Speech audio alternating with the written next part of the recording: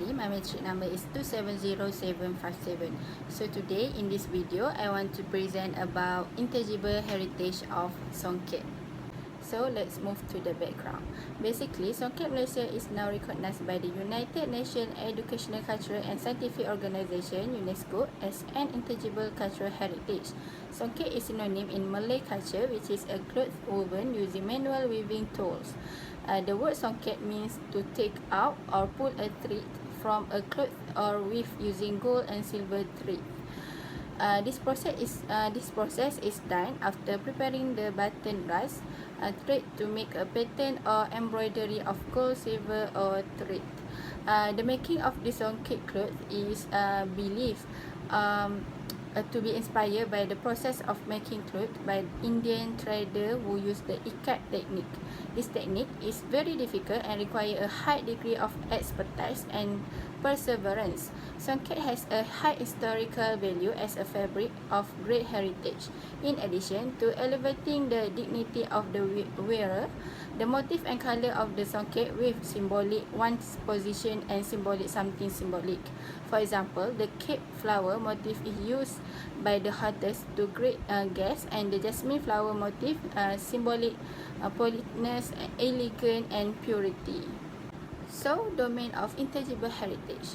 There are 5 domains of intangible cultural heritage that manifested by UNESCO in 2003, which are: first is oral tradition and expression, second is performing art, social practice, third is ritual and festive event, fourth is knowledge and practice concerning nature and the universe, and fifth is traditional craftsmanship. So, intangible cultural heritage of Songket that I choose just now is categorized in the domain and feature in the form of traditional craftsmanship. Traditional craftsmanship is perhaps the most intangible manifestation of intangible cultural heritage and mainly concerned with the skill and knowledge involved in craftsmanship. There are numerous expressions of traditional craftsmanship. Intangible cultural heritage about Songket in Malaysia is used by all walks of life in various uses. Among them, the Songket is used for custom and for festival and performing arts, wedding dress, decoration and local or university convocation robes. In addition to clothing, Songket cloth is used to make various types of items such as cushion cover, handbag, tablecloth item for souvenir and so on.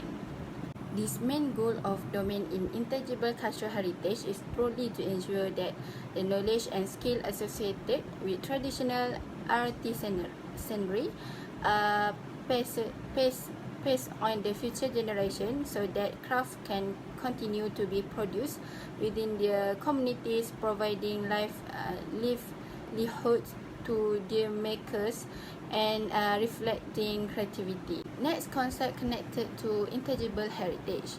Intangible heritage consists of non-physical intellectual weight such as folklore, custom, belief, tradition, knowledge and language. Intangible cultural heritage is considered by member states of UNESCO in relation to the tangible world heritage, focusing on intangible aspect of culture. Intangible cultural heritage is an important factor in maintaining cultural diversity in the face of increasing globalization. In Traverse, based on its foundation in the community and release on those who are knowledgeable about the tradition, skill and custom passed down to the whole society from generation to generation or to other communities. The importance of intangible cultural heritage is not the manifestation of the culture itself, but wealth of knowledge and skill passed down through it from one generation to the next generation. The social and economic value of this knowledge delivery are relevant for minority group and for mainstream social group in a country. So the last part is my opinion regarding the safeguarding of the intangible heritage. So in my opinion, the protection of intangible heritage is crucial because it is a national asset that needs to be preserved. The impact of this asset will be detrimental to the country's economy and development because the protection of intangible heritage can directly elevate Malaysia in the eyes of the world as one of the countries with various heritage treasures that can be a national tourism product.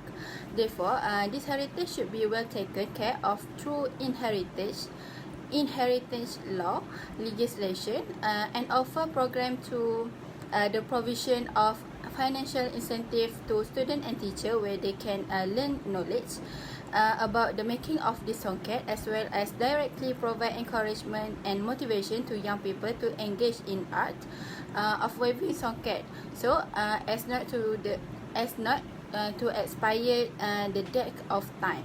This is aimed at ensuring that knowledge and skill related to traditional art and passed on to future generations so that craft can continue to be produced in the community, providing a livelihood.